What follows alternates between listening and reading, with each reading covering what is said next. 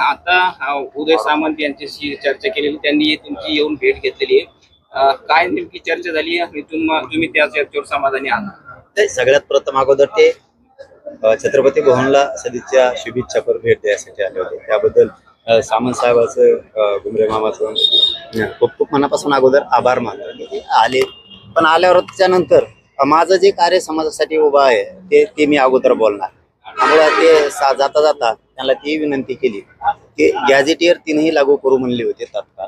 फडणवीस साहेबांनी त्यांचे प्रतिनिधी 30 जानेवारीला अंतर्वलीत पाठवून उपोषण सोडायला लावलं आणि केसेस पण पूर्ण मागे घेऊ हेही सांगितलं.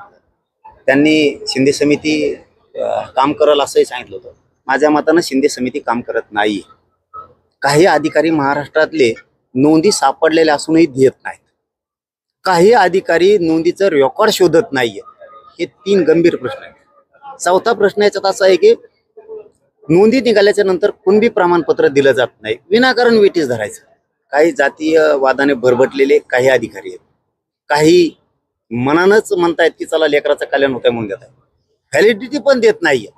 आणि ती मात्र तक्रार त्यांच्या माध्यमातून मुख्यमंत्र्याकडे त्यांना महाराष्ट्रातले जेवढे अधिकारी आमचे लोक सांगतील आता की हे जाणून बुजून मराठा समाजाच्या कुणबी नोंदी शोधायला प्रमाणपत्र द्यायला टाळाटाळ करतात, यांच्या नावं देऊन त्यांना निलंबित करण्यासाठी आता आम्ही मागणी लावून धरणार आहे. ती सुद्धा हेही सांगितलं. शेतकऱ्यांच्या कर्जमाफीबद्दलही त्यांना सांगितलं. आता 30 एप्रिलला त्यांची मुदत पूर्ण होती तरी हालचाल नाही.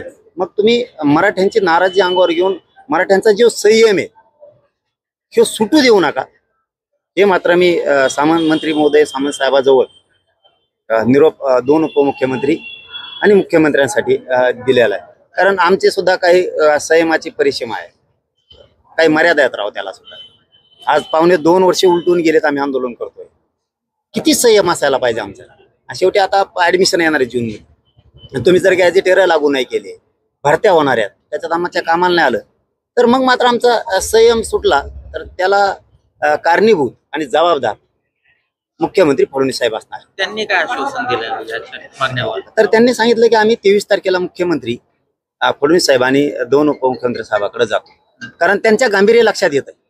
कारण ते पहिल्यापासून ही जी आमचं आंदोलन सुरू आहे पहिल्यापासून शंभूराजे साहेब असतील, देसाई साहेब असतील, सामंत साहेब असतील, हे पहिल्यापासून हे बघतायत. घुमरे मामा असतील, आता नवीन समाजाचं काम सांगितल्याबरोबर हे 3-4 मंत्री महोदय कायम करतायत. शेलार साहेब असतील, शेलार साहेब, मोळ साहेब असतील, हे समाजाचं काम सांगितलं गरीबाचं की लगेच करतायत. मला वाटतं तसंच मुख्यमंत्री साहेबांनी करायला काय हरकत आहे. गॅझेटेर देऊन गोरगरिबांचं कल्याण करायला हरकत काय. शेवटी पण मी संयम सांगितला. संयमाला काही मर्यादा असतात. आता आमचाही संयम सुटू शकतो नाविलाज. जर आम्हाला वेळ पडली, काही होऊ शकतं. मुंबईत यायची वेळ आली तर तेही होऊ शकतं. राज्यव्यापी आंदोलन करायचं म्हणलं बैठक घेऊन तेही होऊ शकतं. काही होऊ शकतं. पण ते आता 30 तारखेच्या नंतर आता सामंत साहेबांवरती त्यांच्या माध्यमातून मुख्यमंत्री फडणवीस साहेबांवरती पुन्हा एकदा विश्वास ठेवू.